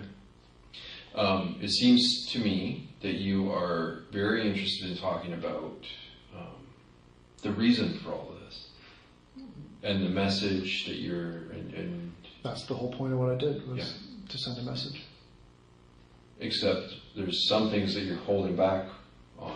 I mean, we've already talked. You said to me that you ran over people. You ran over them because they were Muslim. You thought they were Muslim because of the way they were dressed, and that it was surprisingly easy to do. I mean, that is pretty straightforward. Yet there's something that you're holding back from me. It's just not fun. I didn't enjoy what I did. So it's just, Understandable. didn't enjoy it. So I probably need some time to come to grips with myself. Okay. But there's a couple of things that I've asked you or asked about, and you've passed, which is totally fine. You don't have to talk to me at all. I appreciate you talking to me, and I want to get to the absolute. I want to know absolutely everything I can. I want to make sure that on our end of this, we get it right. Our investigation is as accurate as possible. So when you kind of hold back a little bit, it concerns me that there's something else out there that is important for us to know. Well, I'll talk to you more when I talk to the lawyer. It's just Okay. Do you want to talk to a lawyer right now? well, maybe not now, but eventually I will. Okay. I'll talk to you at any time, at any you say the word, and I'll be there to talk to you about it, because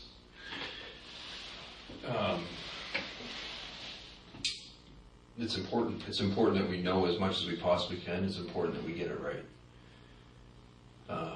Was there?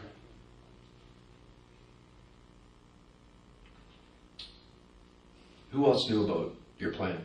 Nobody did. There's nobody else involved? So, it's a lone wolf attack.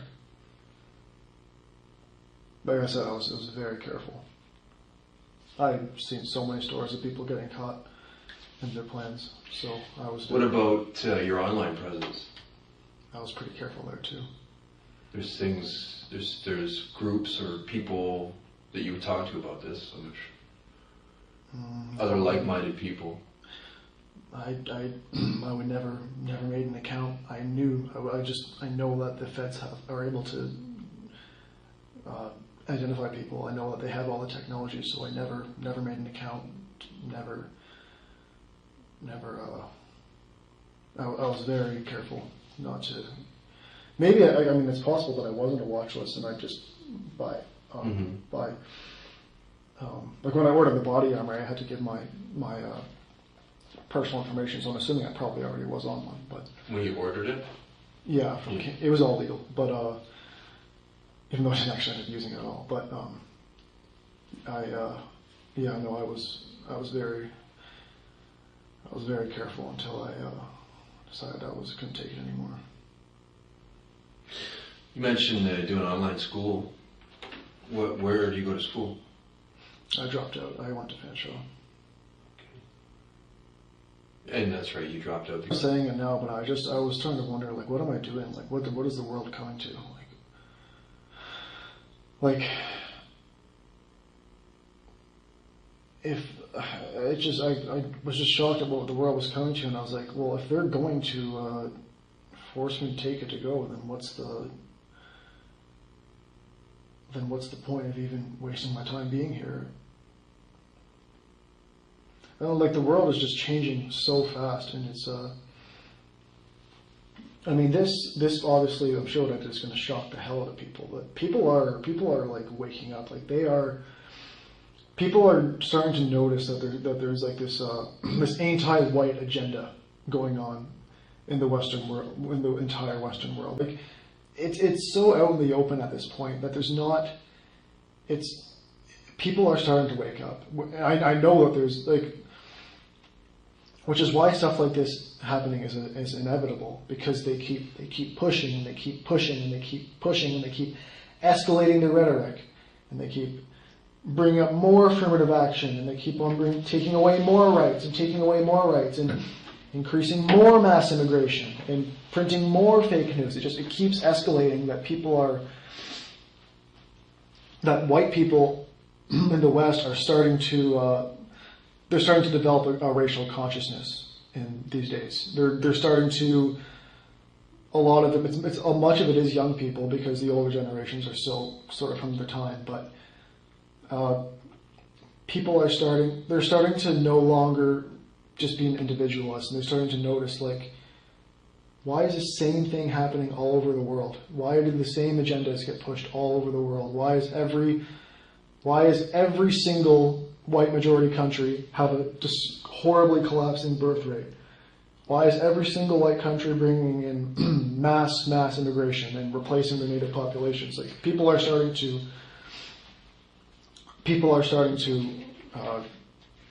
wake up, so to speak. Nate, what were you studying? Architecture.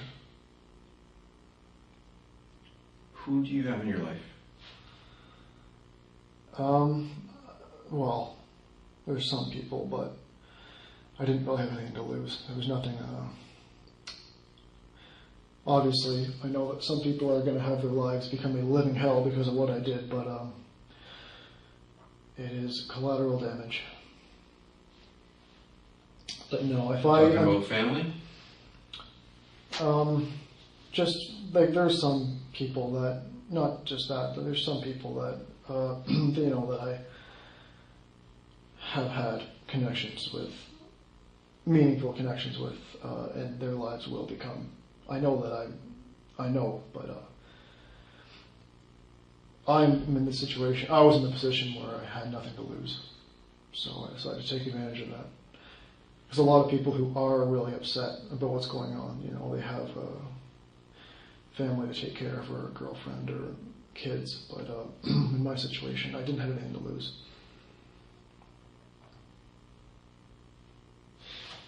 I mean, did you do this to be a beacon of inspiration for like-minded people? Is that why you did it? Well, that's a side bonus. But that doesn't justify what I did. My reason for doing it was to send a warning. But yes, in the sense that I am trying to encourage, for example, people in the UK who see this happening, I'm trying to encourage them. You can do something. You don't have to just sit there and let it happen. And you believe that this message will reach those people? Well, it will, but it's like I said, I would not have done what I did if it wasn't for others. So I know that it does change the atmosphere with every action. So one of the things that we do in almost any investigation, if the circumstances dictate, is that we obtain search warrants, search people's residences, and yeah, I know that's. I'm surprised I haven't done it already. Well, we still have to wait for the authorization. We have to prepare a search warrant; it has to get approved. Is there anybody else in your apartment? No. Okay. Your apartment is at where we've discussed downtown. Did you ever have any other locations that you stayed at? No, in London. No. No. You had places outside of London? Yeah, I do need to search those too. There won't be anything there, but do you need to search them too? Potentially. Okay. I don't want to, like. Okay. I'm serious. I'm not actually hiding anything, but I'll talk to my lawyer first. But Okay. I'm not hiding anything. Oh, yeah, okay, that's fine.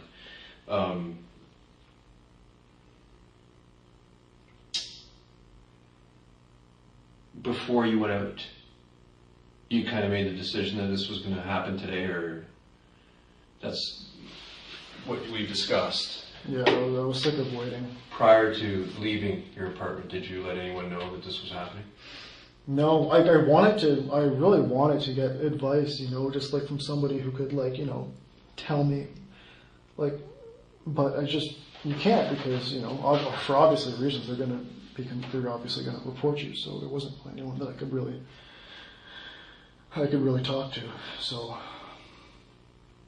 Right.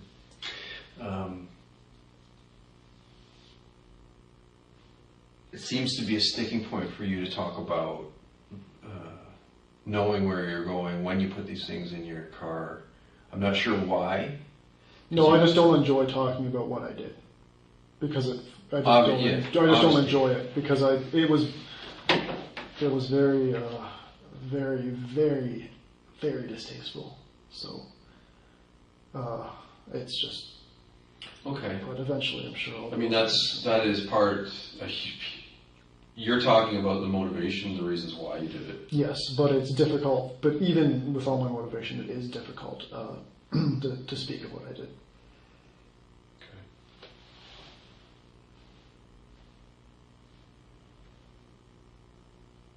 When did you first, the people that you ran over, when did you first see them? All past till I talked to my lawyer.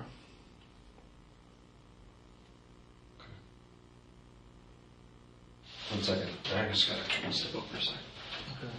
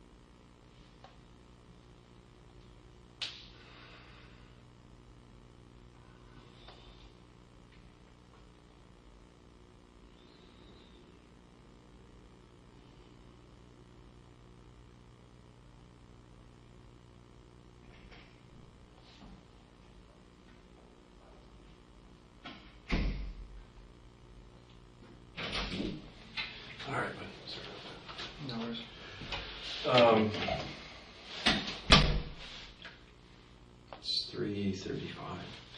Are you doing okay? Tired?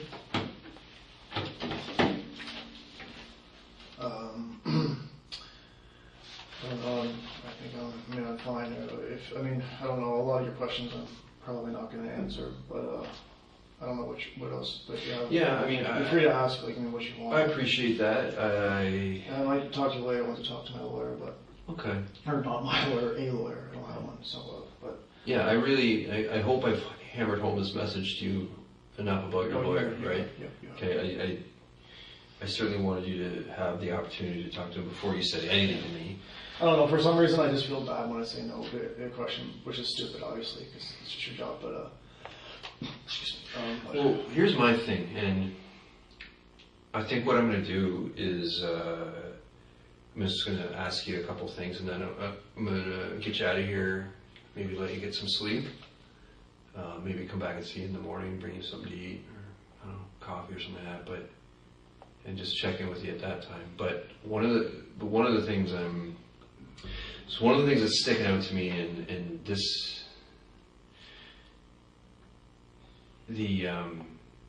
You said you started this happened in March, where things kind of crystallized for you, maybe in terms of just it's enough's enough for you. I think with this whole what I saw happening in the world is really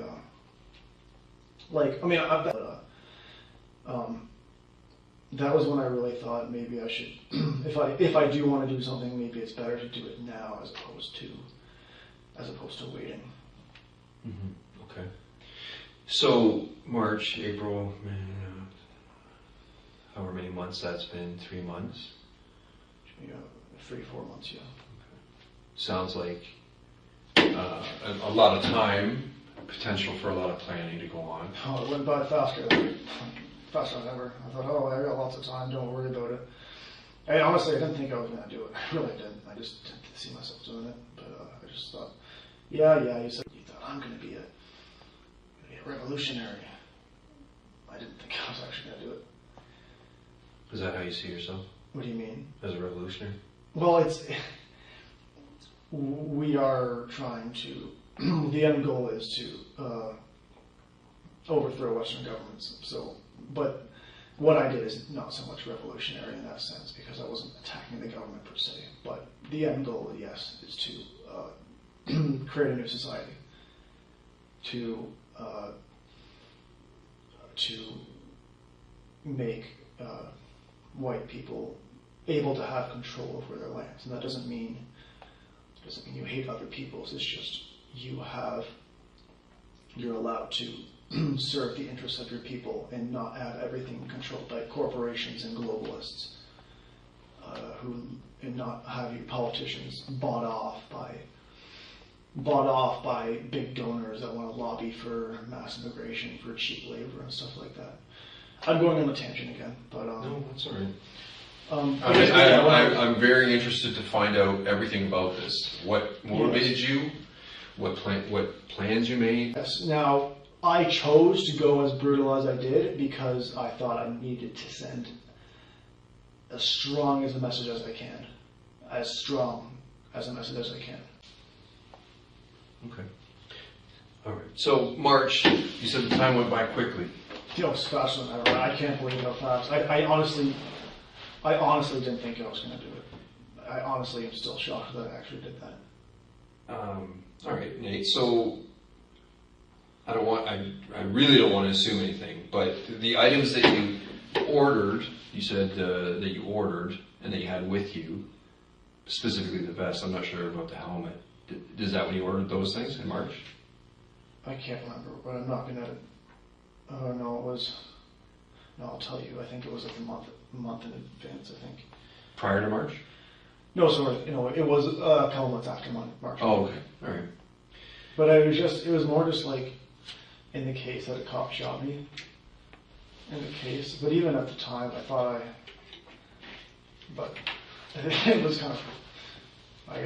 It was kind of pointless. Okay. I know you mentioned that you didn't want to talk, or you wanted to pass for now, but you had weapons in your car. Yes. you had that vest and that helmet with you and wearing those things at the time you were arrested. Okay. All right. I just don't want to put words in your mouth. So if that's inaccurate, I would love, please tell me that. But so here's my thing. You've talked about your main source of inspiration being the gentleman in New Zealand. Yes, he was. I can't remember his name. I apologize. Brenton Tarrant. Brenton Tarrant? Tarrant. Yeah, Tarrant. Okay. Who attacked 2 different mosques? Yes. There's also a guy in Canada up in Quebec that did something similar. Right. He attacked one mosque. I don't remember his name. So here's my thing. You had, I guess, started making plans 3 months or in March. Yeah. Several months ago, and procured some items. And we have a mosque here in London. Mm-hmm. And you were near a mosque I didn't actually know it was near a mosque. when you were arrested. And I'm serious, I actually didn't know that. Okay. Actually, yeah, because when they were taking me to the station, we passed one. I was surprised because I didn't know it was that close to me. And you mentioned, again, don't want to put words in your mouth, but when you were telling me about your drive home from work, you saw some Muslim people, and I believe from where you were telling me you were at the time, you had gone, it would have been near the mosque that you saw those people. So that puts in my head just the possibility that your plans included a mosque. I understand that you think that. I'm serious, it actually wasn't, but I understand why you would think that. Okay. So that wasn't part of your plan? No, I honestly didn't even know I passed one. That's But in planning this for the last couple months, the mosque was not part of your plans? Well, I'm not going to say confirm or deny, but I can say that I took time to think of what I wanted my target to be. Because there's the point where you think, well, I want this to be something as most sympathetic to the public as possible, which was originally what I was thinking. But then I decided, no, let's send as brutal as a message as I can. So you Because found... from what I can see, it doesn't seem that the government or these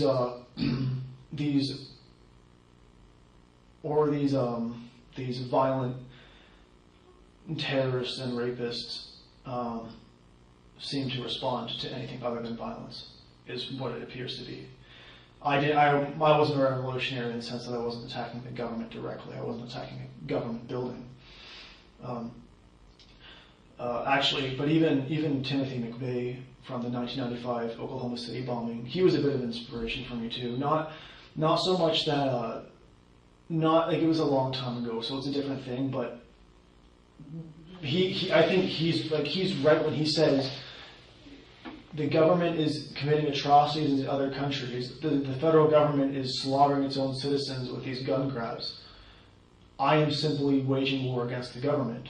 And I understand what he's saying. He's saying, you can't say, oh, you're this evil terrorist when it's the government does this stuff every day. You're just fighting. So, I don't know why I keep going on tangents, but yeah, he was a bit of an inspiration as well, although it's a long time ago. Okay, so you just mentioned, prior to talking about Timothy McVeigh, that you knew exactly what you wanted to do, or it took me a while I knew I wanted to do something.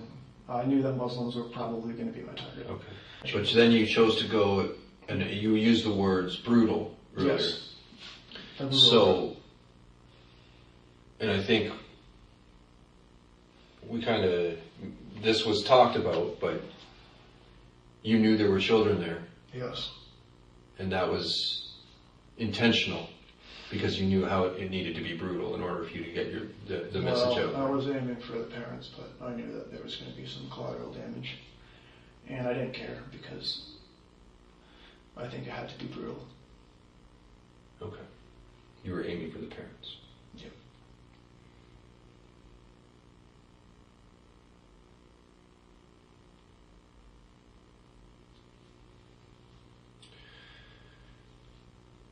Is there anything else you think I should know?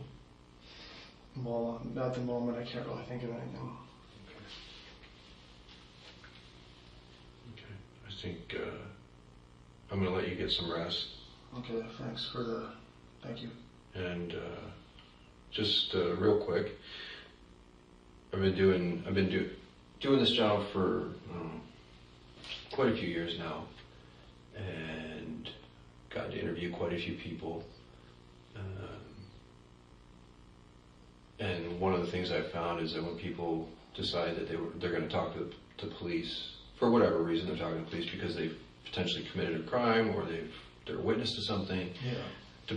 Regardless of what they're talking to the police for, most people have made a decision prior to talking to the police that they're just not going to tell them. There's something they're not going to tell them because they, for whatever reason, embarrassment or fear of being found out, whatever it is. But most people have something that they hold back.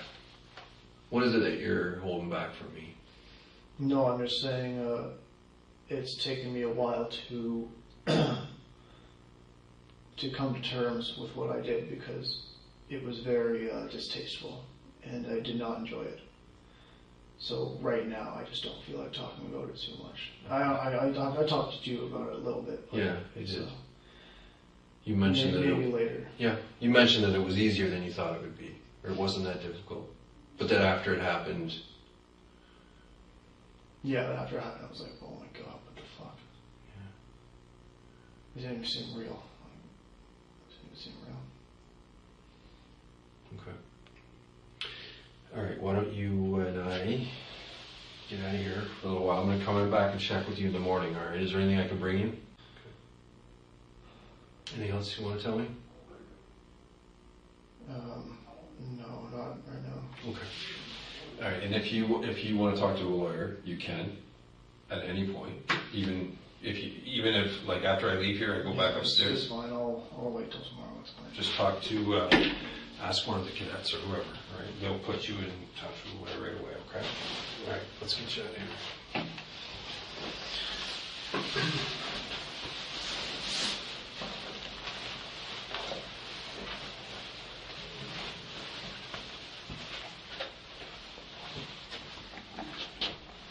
Mm-hmm.